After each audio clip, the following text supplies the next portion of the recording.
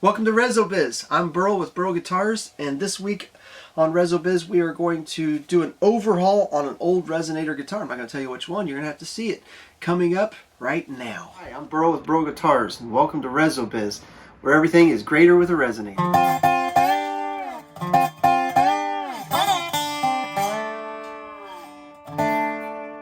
Alright, here we go. It's not a Dobro brand, but I think a lot of you guys who got a lot of history with Dobros will recognize this when I get it out of here. There's quite a bit of work to do on it,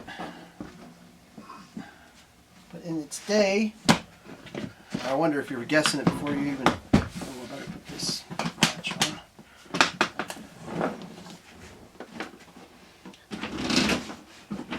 What we have here is an RQ Jones, which is I believe a 70s guitar. I don't know when he quit making them, but I hear about people and then I look up some stuff and I find that he was a big deal in the 70s. And some guys have got these guitars and they absolutely think this is the guitar to have even still today.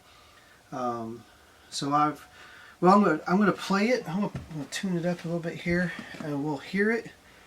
And I'm not picking on Mr. Jones for the way this thing sounds, but it's old and it's got different problems. Plus, we figured out some different things out, so we're making things better and clearer and louder and everything else.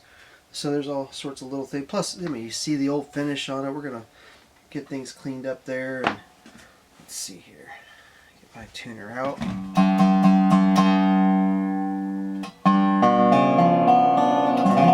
Maybe it needs a little tuning, right?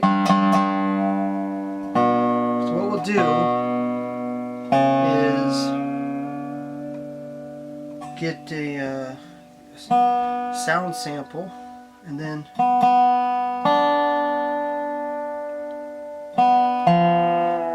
don't know if this string looks pretty worn out.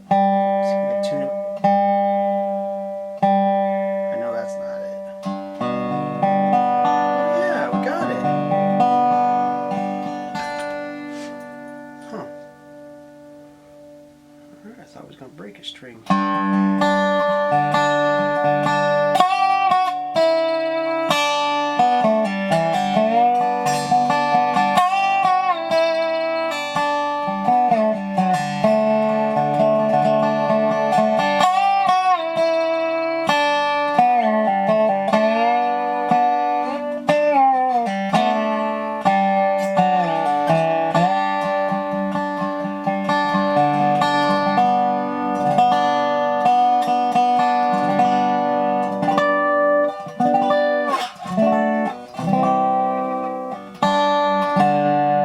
Alright, so we kind of try to remember how I played that, and then when we do this again, I'll try to play mostly the same thing and see how it sounds.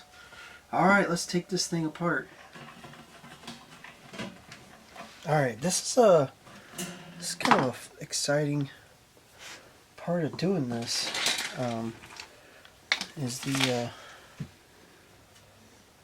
getting into it and seeing the old parts.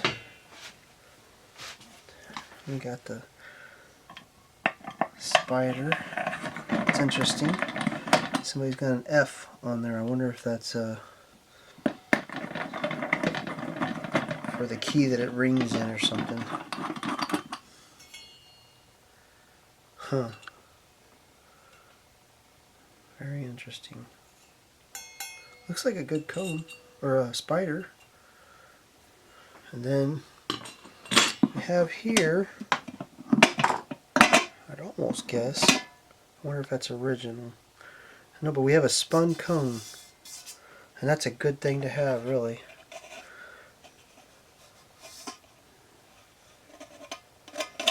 Alright, it's not a bad cone, really. Alright, so if you can see down in here, we got, I'm not sure what we got. We got a lot of things going on here. 1, 2, 3, 4, 5 sound posts, and that's a That's definitely a different thing than, we got a little bit of fixing wallered out holes right there. We'll fix those up. We had the regular Dobros have this type of ring that goes all the way around. This one just has kind of a thin mahogany baffle there. A little full out space where it would normally be just a round hole all the way through it. Got some work to do on that ledge there. It's interesting. Huh. I see a lot of interesting things about it. Let's see if we can get these. Oh, that wasn't too bad. Alright. Okay. Here, take a look at this this head. This is kind of neat. The old RQ Jones inlay on it, and abalone. And I don't know how, I'm not real familiar with these, so I don't know if that was a common thing or not, but I think that's a neat inlay. So, get this cleaned up. In this video though, mainly what we're doing is just want to get an idea of the parts that we want. And there's a couple interesting things. I think the customer would like fresh looking parts. I think these are neat old tuners. If we can clean them up, we'll keep these original tuners on it. They seem like they work good. They're just oxidized and kind of grimy feeling. But see if we can keep it cleaned up. This is interesting. See the yellow? I don't know. I don't think that is original. Or not original, but I don't think that's a bone nut. That's definitely... I think that's some sort of composite. I don't know. Maybe somebody could leave a comment. Have you ever seen, like on my Martin and stuff? You know, I've seen old Martins. I don't think I've noticed a nut to yellow like that. I don't think that's bone. I almost think it's a composite, but I could be wrong. Maybe somebody has seen that, is familiar with the way that looks. I'd appreciate a comment to let me know what you think that is, but I don't think that's bone. But it's going to have a bone one in it before I'm done. Alright, so here's what we're going to need. If this is somebody's doing a build, and I would say I think we can make this Dobro. I think we can make this Dobro look or sound. We're going to work on the looks a little bit too, but I think we can make this sound quite a bit better. Really freshen it up and give it a good sound. It's already got some good things going for it. I know this is a good. I think this is a quality spider.